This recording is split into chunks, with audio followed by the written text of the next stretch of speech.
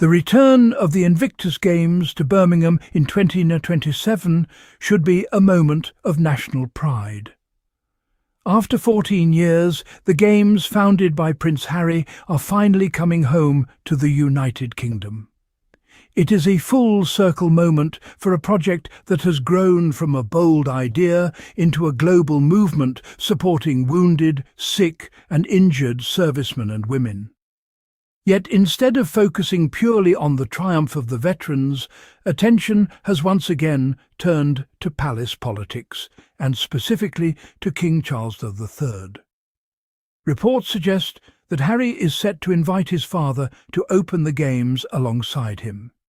Not for headlines, not for optics alone, but because it would symbolize unity in service of those who sacrificed for their country. Harry, despite everything, is reportedly keen to see his father there. He understands what that image could mean not just to the monarchy, but to the veterans who look up to both men. The uncomfortable truth is this: Charles cannot afford to look petty. And yet history suggests that pettiness has not been beneath him when it comes to Harry. When Harry stepped back from royal duties, the institution moved swiftly, almost ruthlessly. Security was removed, titles were quietly stripped of operational significance, housing arrangements were altered. The eviction from Frogmore Cottage was decisive and cold. The message was clear: step out of line and consequences follow immediately. Contrast that with the handling of Prince Andrew. For years, Andrew's association with convicted sex offender Jeffrey Epstein cast a dark shadow over the monarchy. Allegations mounted, public outrage intensified. There were interviews that worsened the situation. There were court settlements. There were investigations. Yet the response appeared hesitant, cautious and slow. Even as public trust eroded, Andrew continued to reside in comfort at Royal Lodge, and later maintained presence at Sandringham, the monarch's private estate. Many observers could not ignore the contrast. Harry spoke openly about mental health, institutional rigidity, and personal pain. Andrew faced accusations of sexual misconduct tied to one of the most disturbing scandals in recent history. And yet, Harry seemed to face swifter and more severe institutional consequences. That discrepancy has damaged Charles' credibility. The King has promised cooperation with ongoing investigations related to Andrew, but critics argue that these promises came far too late. By the time firm action was taken, the public had already concluded that the monarchy protects its own, especially when those own remain inside the traditional fold. Meanwhile, Harry, who dedicated years of service in the British Army and created the Invictus Games, was cast as the rebel, the disruptor, the problem child. The irony is almost impossible to ignore. The son who built an internationally respected sporting event for wounded veterans is the one who was frozen out. The brother, entangled in scandal, lingered in privilege far longer. And now, in 2027, Charles faces a defining moment. As head of the armed forces, he has a constitutional and symbolic duty to support veterans. The Invictus Games are not a private party. They are an internationally recognized celebration of resilience. Refusing to attend, or even hesitating, would not simply be a personal snub. It would be a public statement.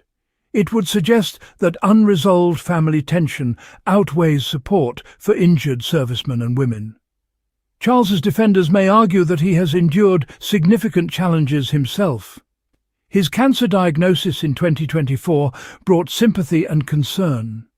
Public duties continued amid treatment. The weight of the crown is heavy, but leadership during adversity is measured not by survival alone, but by courage in decision-making. So far, Charles's approach to the Harry situation has appeared rigid. Communication reportedly stalled. Invitations limited. Trust fractured. And yet Harry continues to extend gestures. Reports indicate he desperately wants his father to open the games with him. Desperation, in this context, feels less like weakness and more like hope. It signals a willingness to put pride aside for a greater cause. The monarchy's image has been battered in recent years. The Andrew scandal refuses to fade. Public heckling during royal engagements has become increasingly common. Even Prince William has faced pointed questions about the handling of Andrew's situation. The public is watching closely. They see how quickly decisions were made regarding Harry's security. They see how long Andrew remained accommodated. They draw comparisons. And those comparisons are not flattering to Charles. If the king declines Harry's invitation, critics will argue that it confirms what many already suspect, that maintaining institutional authority matters more to him than reconciliation, that preserving pride takes precedence over embracing a son who has proven his dedication to service. The Invictus Games represent everything the monarchy claims to value: duty, resilience, honour. Yet those values ring hollow if personal grievances prevent visible unity. Charles is reportedly concerned about protecting the monarchy's future, but protection cannot mean avoidance. It cannot mean retreating from moments that demand magnanimity. Standing beside Harry in Birmingham would not erase past tensions. It would not rewrite interviews or memoirs, but it would demonstrate maturity. It would show that the crown can rise above ego. Refusing to do so would reinforce a narrative of stubbornness. The Andrew situation continues to overshadow royal engagements. The mere mention of his name sparks controversy. Public patience is thin. Many feel that accountability has been uneven, that leniency has been selective. Against that backdrop, Harry's work shines even brighter. The Invictus Games are tangible proof of impact. Veterans credit the Games with saving lives. Families speak of renewed hope. Nations participate enthusiastically. While palace headlines focus on scandal containment, Harry focuses on rehabilitation and empowerment. That contrast is striking.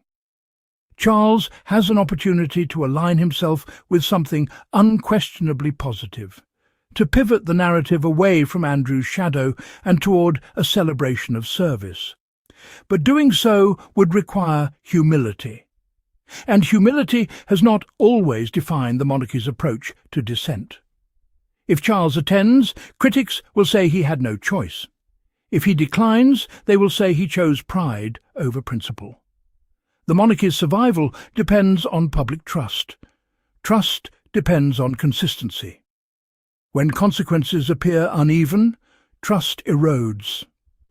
In 2027, cameras will broadcast the opening ceremony worldwide. Veterans will march proudly, families will watch with tears in their eyes. The symbolism of that moment will be powerful. The only question is whether Charles wants to be remembered as part of that unity, or as the monarch who allowed personal grievances to overshadow national service. Harry has built something extraordinary. He did it after stepping away from royal life. He did it while facing relentless criticism. He did it without the institutional machinery that once supported him. That alone challenges narratives about dependency and relevance. If Charles truly wants to protect the monarchy, he must confront an uncomfortable truth. Sidelining Harry has not strengthened the institution. It has amplified divisions. The public is not naive. They see disparity. They question priorities. Invictus offers redemption not for Harry, who hardly needs it in this context, but for the monarchy itself. Should Charles decline the invitation, it will confirm fears that reconciliation is not a priority, that unity is conditional, that service can be overshadowed by ego. But if he accepts, if he stands beside his son and honours the veterans who sacrificed so much, it may signal that even centuries-old institutions can evolve.